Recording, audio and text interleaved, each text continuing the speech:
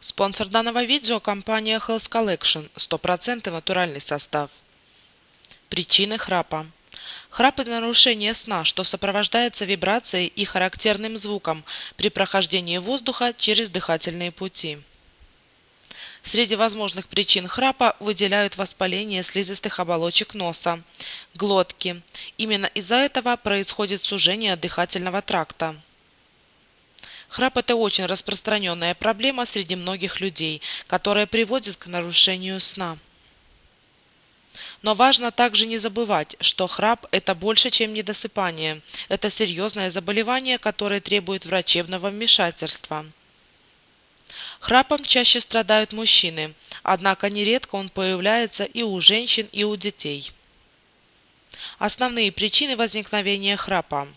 Сужение дыхательных путей вследствие воспаления носоглотки и бронхов или вследствие анатомических повреждений. Поза для сна на спине. В этом положении мышцы сильно расслаблены и перекрывают горло.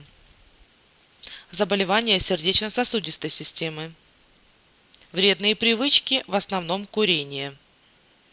Нарушение положения диафрагмы вследствие наличия лишнего веса.